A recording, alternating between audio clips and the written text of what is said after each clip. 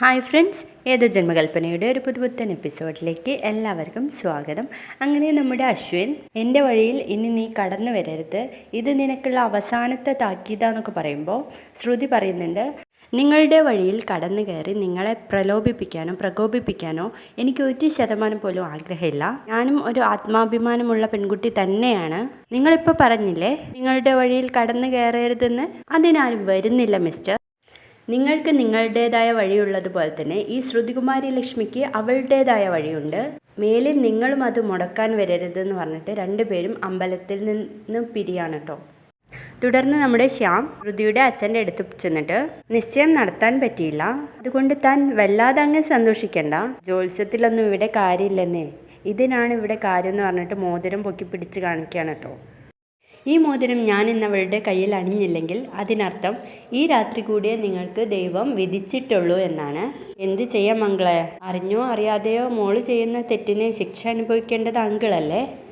പിന്നീട് ശ്യാം മരുന്നെടുത്തിട്ട് പറയുന്നുണ്ട്, അങ്കിളുടെ മോളുടെ കയ്യിൽ എനിക്ക് മോതിരം ഇടാൻ കഴിഞ്ഞില്ലെങ്കിൽ ഈ മരുന്നിൻ്റെ ഒന്നും ആവശ്യമില്ല അങ്കിളിന് ഞാനൊരു മരുന്ന് തരും, അത് കഴിച്ചാൽ പിന്നെ എന്താ പറയുക, പെങ്ങളോടും മക്കളോടും ഭാര്യയോടൊക്കെ ഗുഡ് ബൈ പറഞ്ഞിട്ട് വേണം ഉറങ്ങാൻ, പിന്നെ ആ ഉറക്കമുണ്ടല്ലോ ഉണരത്തേയില്ല, കേട്ടോടോ താൻ എന്ന് പറഞ്ഞിട്ട് അയാളുടെ കഴുത്ത് പിടിച്ച് ഞെരിക്കുന്നുണ്ട് കേട്ടോ. തുടർന്ന് ശ്രുതിയെ കാത്തിരിക്കുകയാണ് നമ്മുടെ അമ്മായി, പ്രീതി, അമ്മയൊക്കെ കേട്ടോ. അവൾ ഇത് എവിടെ പോയിരിക്കുക, അവളെ ഫോൺ വിളിച്ചിട്ട് കിട്ടുന്നുമില്ലല്ലോ, അവൾ ഇന്ന് ഇങ്ങോട്ട് വരട്ടെ എന്നൊക്കെ പറയട്ടോ അമ്മായി. ആ സമയം ശ്രുതി എത്തുകയാണ് കേട്ടോ. നീ എവിടെയായിരുന്നടി, എന്താ അമ്മായി, എന്താ പ്രശ്നം എന്ന് ചോദിക്കുമ്പോൾ പ്രമീള പറയുന്നുണ്ട്, മോളെ ഞാൻ എത്ര തവണ വിളിച്ചു, അതമ്മേ ഞാൻ വരുന്ന വഴിക്ക് അമ്പലത്തിലൊന്ന് കയറി, ഫോൺ സൈലൻറ്റ് മോഡിലായിരുന്നു, വരുമ്പോൾ ഞാനത് ഓണാക്കാൻ മറന്നുപോയി, അതുകൊണ്ടാണ് കിട്ടാത്തത്.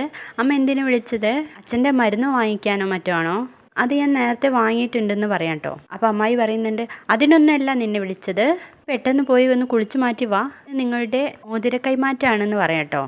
എന്താ പറഞ്ഞേ, മോതിര കൈമാറ്റോ, ഇല്ല ഞാനിതിന് സമ്മതിക്കൂല എന്ന് പറയാം കേട്ടോ ശ്രുതി. ഇന്ന് അസ്തമയത്തിന് മുൻപേ തന്നെ നിങ്ങളുടെ മോതിര കൈമാറ്റം നടക്കണം എന്നാണ് ജ്യോത്സ്യൻ പറഞ്ഞത്. അസ്തമയം കഴിഞ്ഞാലും അതിൻ്റെ കുറച്ചു നേരം കൂടി കാണാതിരിക്കില്ല, നീ പെട്ടെന്ന് പോയി ഒന്ന് ഫ്രഷായി വന്നേ എന്നൊക്കെ പറയണേ. അപ്പോൾ നമ്മുടെ ശ്രുതി സമ്മതിക്കുന്നേ ഇല്ല കേട്ടോ.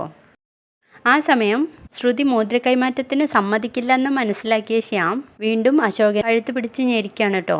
അങ്കിൾ എന്ത് പറ്റി അങ്കിൾ, എന്താ പറ്റിയത്, പ്രീതി എന്ന് വിളിക്കാൻ കേട്ടോ. അപ്പോൾ ഇവിടുന്ന് എല്ലാവരും കൂടി ഓടിച്ചെന്ന് എന്താ പറ്റിയത്, അച്ഛയ്ക്ക് എന്താ പറ്റിയത് ശ്യാം സാർ എന്ന് ചോദിക്കുമ്പോൾ പറയുന്നുണ്ട്, അത് പിന്നെ ഇന്ന് നിശ്ചയം നടത്താൻ പറ്റില്ല എന്ന് ഞാൻ പറഞ്ഞിരുന്നു. അപ്പോൾ അങ്കിളിൻ്റെ കണ്ണൊക്കെ നിറഞ്ഞ് വല്ലാണ്ടായിപ്പോയി, ഇത്രയും വിഷമമുണ്ടെങ്കിൽ ഞാനത് പറയില്ലായിരുന്നു എന്നൊക്കെ പറയണേ. അപ്പോഴേക്കും നമ്മുടെ അമ്മായി ഉണ്ടല്ലോ, എനിക്കപ്പോഴേ അറിയായിരുന്നു അശോകേട്ടന് അത് വളരെ വിഷമാവുമെന്ന്. വിഷമിക്കല്ല അശോകേട്ടാ, നമുക്ക് ഇന്ന് തന്നെ അത് നടത്തിക്കളയാം, ഞാനല്ലേ ഈ പറയുന്നത് എന്നൊക്കെ പറയുമ്പോഴേക്കും നമ്മുടെ ശ്രുതി ഉണ്ടല്ലോ പെട്ടെന്ന് തന്നെ, ഞാനൊന്ന് ഡോക്ടറെ വിളിച്ചു നോക്കട്ടെ, എന്തെങ്കിലും മരുന്ന് മാറ്റി കൊടുക്കേണ്ടതുണ്ടോ എന്ന് അറിയാലോ എന്ന് പറയുമ്പോൾ പ്രമീള പറയുന്നുണ്ട്, മോളെ നീ വേഗം വിളിക്കുക എന്ന് പറയാട്ടോ.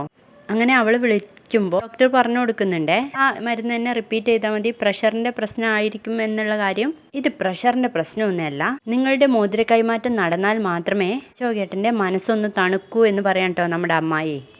അപ്പോൾ ശ്രുതി തീരെ സമ്മതിക്കുന്നില്ല കേട്ടോ. അമ്മായി വിട്, ഞാനൊന്ന് പറഞ്ഞോട്ടെ എന്ന് പറയുമ്പോൾ, നീ ഒന്നും പറയണ്ട, ഇതുവരെ ഞാൻ മര്യാദയുടെ ഭാഷയിലാണ് നിന്നോട് സംസാരിച്ചത്, ഇനി നീ എൻ്റെ സമതല തെറ്റിക്കരുത്, ഇങ്ങോട്ട് വാടി എന്ന് പറഞ്ഞിട്ട് കൈ പിടിച്ച് വലിച്ചാണ് കേട്ടോ കൊണ്ടുപോകുന്നത്. അമ്മായി വിട്, വേണ്ട എന്നൊക്കെ പറയുന്നുണ്ട് നമ്മുടെ ശ്രുതി കേട്ടോ. അതിന് പിന്നാലെ പ്രീതി കരയുന്നുമുണ്ട്.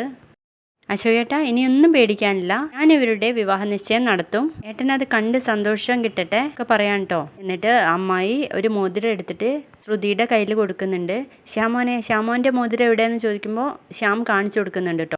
എന്തായാലും മുഹൂർത്തം തെറ്റി, ഇനി അധികം വൈകിക്കാതെ തന്നെ ശ്രുതിയുടെ കയ്യിലേക്ക് അണിയിക്ക് ശ്യാമോനെ എന്ന് പറയാം കേട്ടോ. അപ്പോൾ ശ്യാം ആ മോതിരം കൊണ്ടുവന്നിട്ട് ശ്രുതിയുടെ അച്ഛൻ്റെ കാലിൽ തൊട്ടിട്ട്, അങ്കിളിൻ്റെ അനുഗ്രഹത്തോടു കൂടി ശ്രുതിയുടെ കയ്യിൽ ഞാൻ ഈ മോതിരം അണിയിക്കട്ടെ അങ്കിൾ എന്ന് പറഞ്ഞിട്ട് അമ്മായി പറയുന്നുണ്ട്, മോളെ കൈ നീട്ടി കൊടുക്ക്.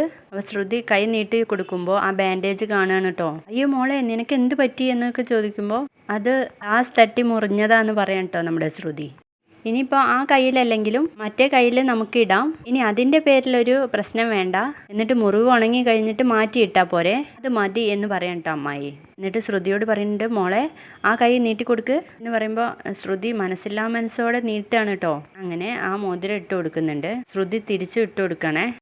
ആ മോതിരം ഇടുന്ന സമയത്ത് നമ്മുടെ ശ്യാമിൻ്റെ മുഖത്തുള്ള ഭാവം ഭയങ്കര സന്തോഷാട്ടോ. ശ്രുതിയുടെ അച്ഛനൊക്കെ ഭയങ്കരമായിട്ട് സങ്കടപ്പെടുകയാണേ. ആ സമയം നമ്മുടെ അശ്വിൻ ഇതൊന്നും അറിയാതെ അങ്ങോട്ടും ഇങ്ങോട്ടൊക്കെ നടന്നിട്ട് ഇരുന്ന് അമ്പലത്തിൽ നടന്നതൊക്കെ ഇങ്ങനെ ആലോചിക്കുക കേട്ടോ. അപ്പോൾ ആ കുപ്പിക്കഷ്ണങ്ങൾ കാണുകയാണ് കേട്ടോ. അപ്പോൾ ശ്രുതിയെ ഉന്തിയതും ശ്രുതി അതിലേക്ക് വീണതൊക്കെ അങ്ങനെ ആലോചിക്കുന്നുണ്ട്. അതിനുശേഷം ആ കുപ്പിക്കഷ്ണങ്ങൾ എടുത്തിട്ട് ഇങ്ങനെ അതും നോക്കി നിൽക്കുകയാണ് കേട്ടോ നമ്മുടെ അശ്വിൻ. ആ കുപ്പിക്കഷ്ണങ്ങൾ ഇങ്ങനെ പിടിച്ചുകൊണ്ട് തന്നെ രക്തക്കറ നമ്മുടെ അശ്വിൻ്റെ കൈകളിലേക്ക് ആവുകയാണ് കേട്ടോ. പിന്നീട് അത് വാഷ് ബേസിൽ പോയിട്ട് ഇങ്ങനെ ഉരച്ച് കഴുകുന്നുണ്ട്. പിന്നെ ഒരു ടിഷ്യൂ പേപ്പർ എടുത്ത് ഇങ്ങനെ തുടയ്ക്കുന്നുമുണ്ട് കേട്ടോ.